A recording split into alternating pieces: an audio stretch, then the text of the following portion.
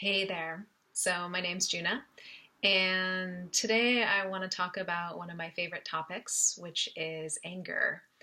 And that brings a big smile to my face, which seems kind of ironic because I really do love talking about this stigmatized emotion.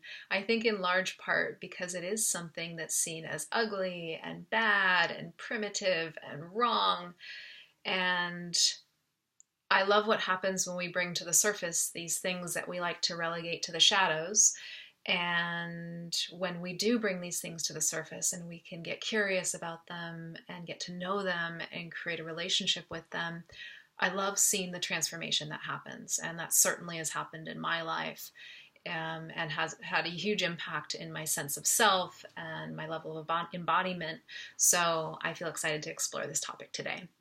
And one of the main reasons I want to explore it is this has been an interesting week where so many of my clients and friends and family members have spoken to me about the anger that they're feeling right now, either in their relationships, in the world, anger with themselves. And they're like, I don't know what to do with this anger. How do I get rid of it? How do I make this go away? This is so uncomfortable. This is so counter to how I do life, feeling this terrible, volatile emotion. And I would first offer that I've been exactly in that same place and still come up against that at times where I'm like, ugh, I don't want to be doing anger and I want to get rid of this emotion. What do I need to do? Give me the magic pill to make this thing go away. And, my journey with anger has been a long one, but one thing I've recognized is that it's not about getting rid of our anger or morphing it into something else that's a little bit more comfortable, like sadness or depression or give up. It's really about actually going into it. And when anger continues to arise, it's a messenger. It's trying to show us something and tell us something. And for me, growing up as, a very good girl, I wanted to be sweet and nice and have nothing to do with that ugly, bad emotion. And that meant that, as I grew up and started to have deeper relationships with people, I had very little sense of my own boundaries and would trespass my own boundaries, my own sense of self, my own beliefs, and also allow others to trespass my boundaries. And that hit a boiling point, so to speak, at a certain point where my anger was so big that I couldn't ignore it anymore. And my anger was here for a few years, every single day. And it resulted in a tight jaw and chronic neck issues and tight forearms. These are places in the body where I experience anger tends to reside, especially if we're not listening to it. And it got to the point where I had to find a way to get to know this emotion and start to work with it in order to support it and moving all the way through, which it ultimately did want to do. So it's been quite a journey for me, and that's why I have such a huge passion for supporting other people in this journey of creating healthy relationship with this emotion so that they can work and be in greater harmony with it. Anger at its core, in my experience, is really here to illuminate our boundaries, illuminate our sense of self. Who am I really? Beyond the ego, beyond the thoughts and personalities and personas, like who am I really? And what are the true things at my core that I stand for? I've noticed for me, there can be more surface level anger that can get generated at times, where I could get mad at someone cutting me in line.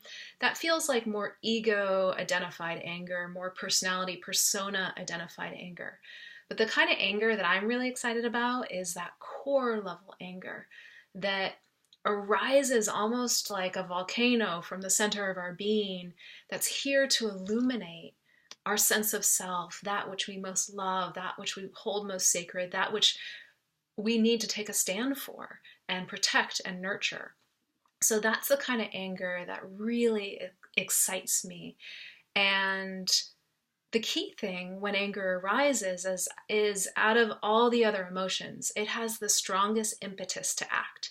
So it can quickly be channeled into aggression or violence or name calling or being passive aggressive. And so the key thing I've found is when anger arises to sit with it and to meet it inside the body, inside the sensations with breath. And if you can do that, you slow down that propensity for anger just to morph into all these other kind of unhealthy or unsavory avenues. And when we can just meet it in the sensations, and what I'll actually do is I'll just name to myself, anger is here. Take some deep breaths. I'll notice where it is. I'll even name to myself where it is in the body. If it's right in the belly, if it's kind of like a fiery prickliness in the shoulders. And then I'll start to get curious with my anger. What are you here to show me? What's arising right now that I might not be listening to or looking at? I'll just start to ask it a bunch of questions. And from there, a dialogue starts to form. So those are just a few ideas of how to meet and work with your anger. And one thing that I've found is just that first step of slowing anger down and not letting it hijack our mind and go into all these other unhealthy avenues. That's a huge thing in itself. Just slowing it down, bringing it back to the body has really transformed my life. And then from there, starting to create a dialogue with anger has really opened me to get to know who I am, what I actually want, what I stand for in the world. And I think ultimately has helped me really create a deeper sense of self and a greater sense of my own power and how I want to work with that power in the world. So I offer all this in the hope that this is of benefit. I'm still very much in this journey of creating healthy relationship with my anger. I don't pretend to have arrived somewhere, but it's really fun to get to share it with you all. I hope you have a wonderful rest of your day. Bye-bye.